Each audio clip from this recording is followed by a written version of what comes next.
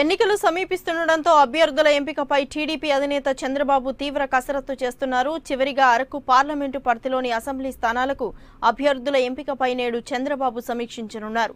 అరకు, పాడేరు, సాలూరు, రంపచోడవరం, పార్వతీపురం, కురుపాం, పాలకొండ స్థానాల ఆశావహులతో చంద్రబాబు విడివిడిగా భేటీ కానున్నారు. అరకు పార్లమెంటు స్థానానికి కేంద్ర మాజీ మంత్రి కిషోర్ చంద్రదేవ్ అభ్యర్థిత్వం దాదాపుగా ఖరారైంది. పూర్తి సమాచారం మా ప్రతినిధి ఎంపీ రావును అడిగి తెలుసుకుందాం.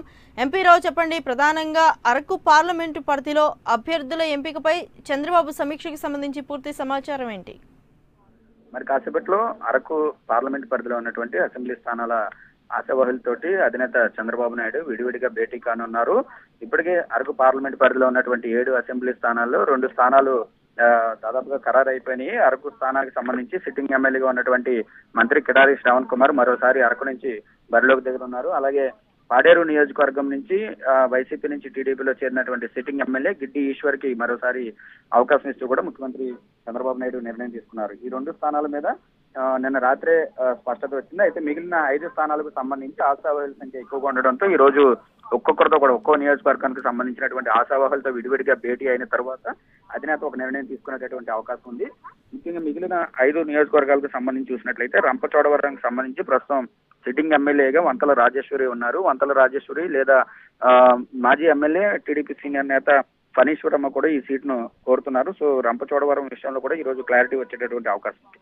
అలాగే సాలూరుకు సంబంధించి సాలూరు నియోజకవర్గం నుంచి గతంలో టీడీపీ తరఫున పోటీ చేసినటువంటి బాంజదేవ్కు దాదాపుగా సీట్ కన్ఫర్మ్ అయిపోయింది. ఈ రోజు అధినేత ఆ విషయాన్ని స్పష్టం చేయనున్నారు. ఇక పాలకొండకు సంబంధించి పాలకొండ రేసులో నిమ్మక జయకృష్ణ, గతంలో టీడీపీ నుంచి పోటీ చేసినటువంటి జయకృష్ణ, అలాగే ఆయన సోదరుడు నిమ్మక సుగ్రీవుడు కూడా రేసులో ఉన్నారు. వీరిద్దరిలో ఒకరికి ఈ రోజు సీటు ఖరారు అయ్యేటటువంటి అవకాశం ఉంది. అలాగే పార్వతీపురం రేసులో సిట్టింగ్ ఎమ్మెల్యేగా ఉన్నటువంటి బొబ్బిలి చిరంజీవులతో పాటుగా టీడీపీ సీనియర్ నాయకులు జయమని పేరు కూడా వినిపిస్తుంది. దాదాపుగా చిరంజీవుల మీద కొంచెం వ్యతిరేకత ఉన్నప్పటికీ కూడా బొబ్బిలి చిరంజీవులకి మరోసారి అధిష్టానం అంగీకారం తెలిపేటటువంటి అవకాశం కూడా ఉంది.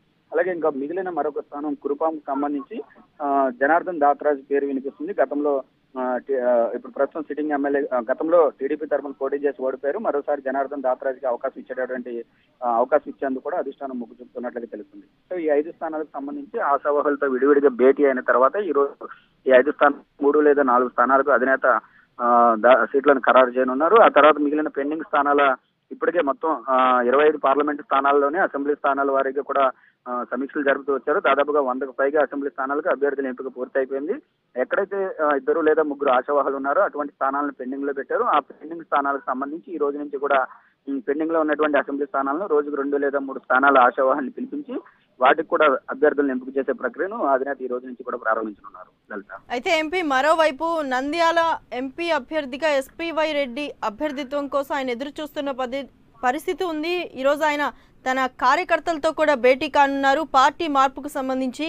ఈ నేపథ్యంలో నంద్యాల ఎంపీ స్థానానికి ఎస్పీవై రెడ్డిని పిలిపించి మాట్లాడే అవకాశం ఏమైనా కనిపిస్తుందా?